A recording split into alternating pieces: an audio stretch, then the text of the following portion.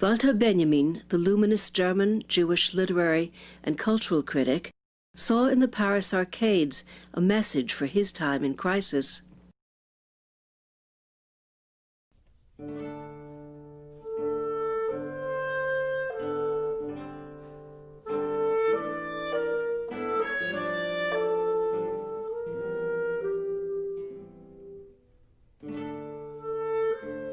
Some 140 glass and iron-roofed arcades were built in the first half of the 19th century.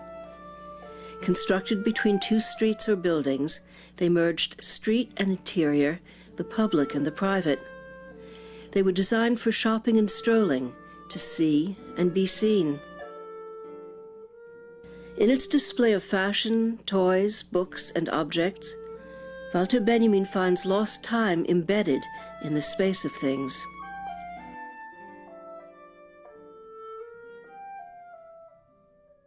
Howard Island, Benjamin biographer, editor, and translator.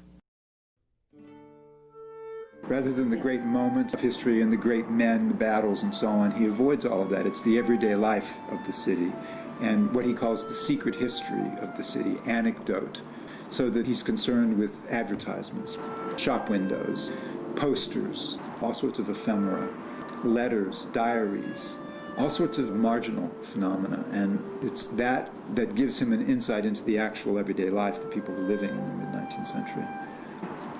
Benjamin thought of himself as a kind of rag picker, as a collector of detritus. In the period 1927 to 1940, Benjamin amasses his notes and reflections for the Arcades project, a vast compendium of sources arranged in convolutes or bundles. Complex and idiosyncratic with its multiple cross-references, it is constructed like a collector's cabinet of curiosities. From 1915 to 1940, Benjamin writes about 300 letters to his close friend, Gerhard Scholem, in a charged exchange of ideas. He tells Scholem, "You are the better archivist of my work." Through the letters, we can trace the development of Benjamin's Arcades project. Berlin, January 30th, 1928. I am currently working carefully and provisionally on the highly remarkable and extremely precarious essay, Paris Arcades, a dialectical fairy play. Berlin, May 24th, 1928. The work on the Paris Arcades is taking on an ever more mysterious and insistent mien, and howls into my nights like a small beast if I have failed to water it at the most distant springs during the day. It gives me no respite. With the Nazis' rise to power in January 1933, the persecution of the Jews increased dramatically. Benjamin writes, "Every attitude or manner of expression that does not fully conform to the official one is terrorized. There is no document of culture which is not at the same time a document of barbarism." Benjamin leaves Germany on March 17, 1933, and goes into exile in Paris. Deprived of means, he moves from place to place, and life becomes increasingly difficult and solitary.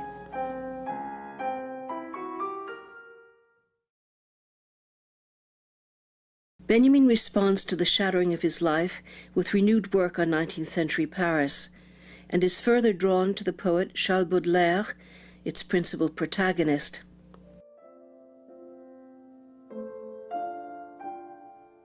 Paris changes, but nothing of my melancholy gives way. New palaces, scaffolding, blocks, old suburbs, everything for me becomes allegory, while my dear memories are heavier than rocks.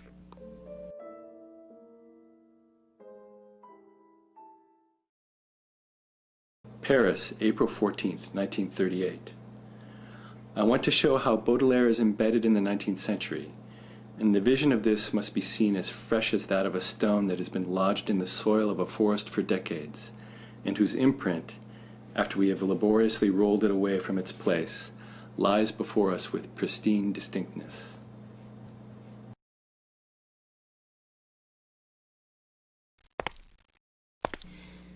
Benjamin roamed the streets of Paris like Baudelaire's flaneur, a prince who rejoices in his own incognito.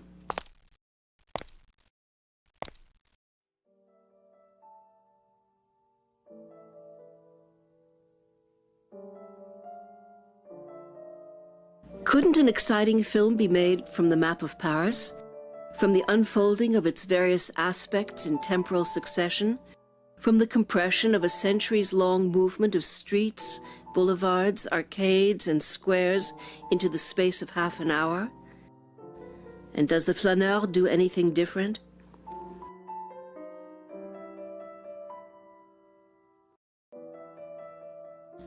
Paris created the type of the flaneur. The city splits for him into its dialectical poles.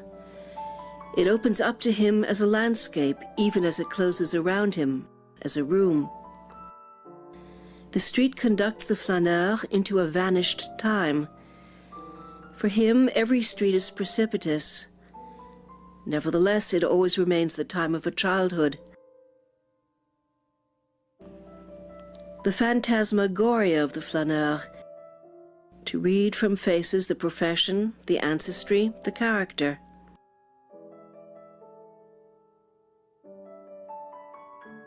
Preformed in the figure of the flaneur is that of the detective. The intoxicated interpenetration of street and residence, such as comes about in the Paris of the 19th century, and especially in the experience of the flaneur, has prophetic value.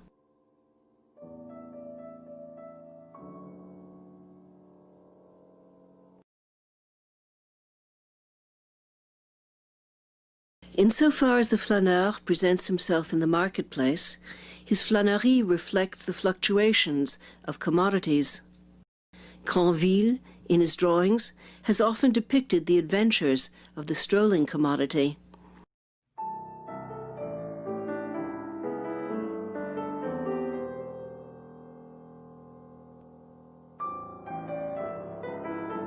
Every fashion is to some extent a bitter satire on love. All sexual perversities are suggested in every fashion by the most ruthless means. Every fashion is filled with secret resistances to love.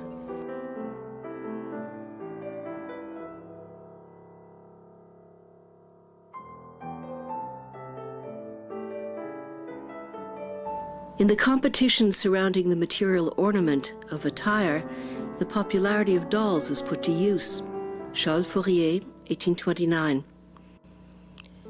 They are the true fairies of these arcades, more saleable and more worn than the life-sized ones, the formerly world-famous Parisian dolls. At a certain point in time, the motif of the doll acquires a socio-critical significance.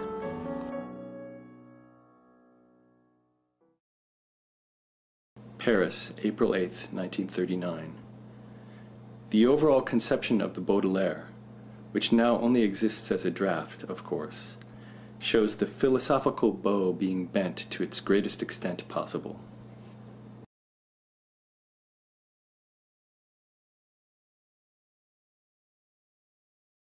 The historian today has only to erect a slender but sturdy scaffolding, a philosophical structure, in order to draw the most vital aspect of the past into his net. A philosopher who wishes here to garner fresh perspectives must be someone immune to vertigo, an independent and, if need be, solitary worker. To write history means giving dates their physiognomy.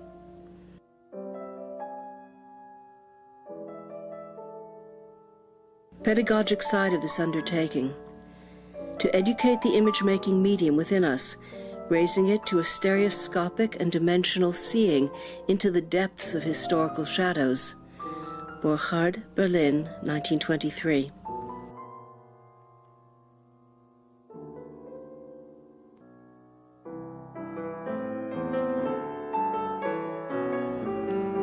The historian is the herald who invites the dead to the table.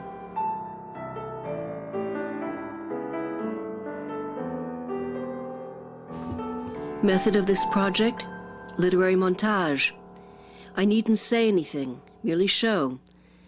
I shall purloin no valuable, appropriate, no ingenious formulations, but the rags, the refuse, these I will not inventory, but allow in the only way possible to come into their own, by making use of them. Carry over the principle of montage into history. That is, to assemble large-scale constructions out of the smallest and most precisely cut components. Indeed, to discover in the analysis of the small individual moment the crystal of the total event.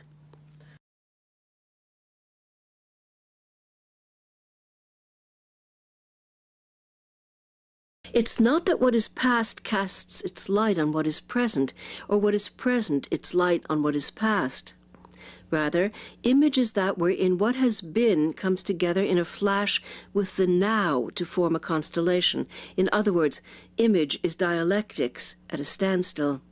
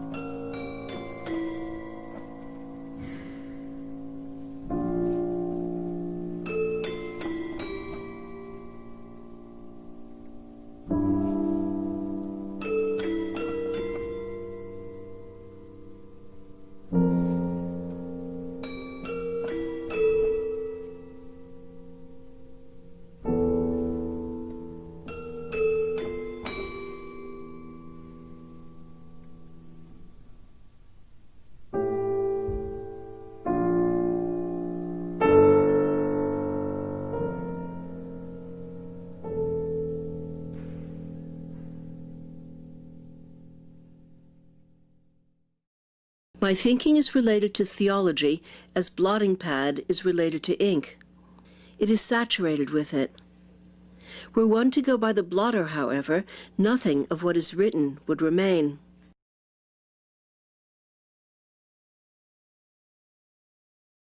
No decline of the arcades, but sudden transformation.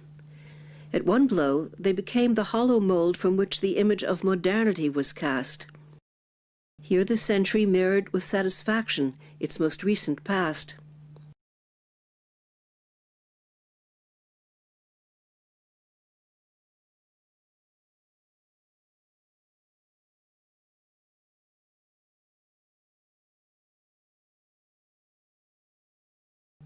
Hitler invades Poland in September 1939. France declares war on Germany.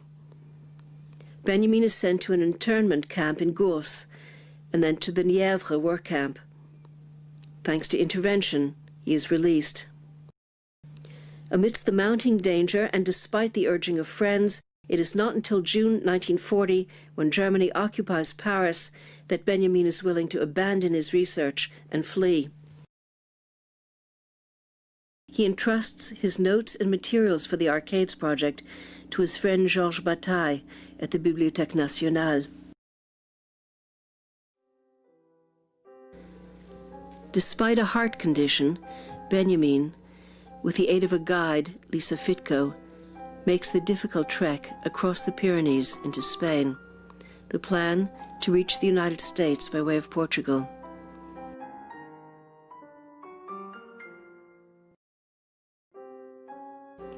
When his visa is not recognized by the Spanish border police, he is to be turned over to the Gestapo in the morning.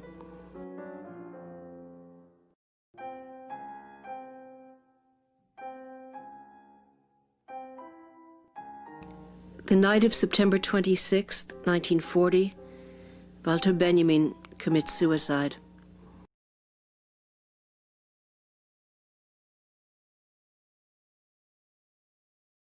Much of the Arcades project was retrieved after the war from the Bibliothèque Nationale in Paris.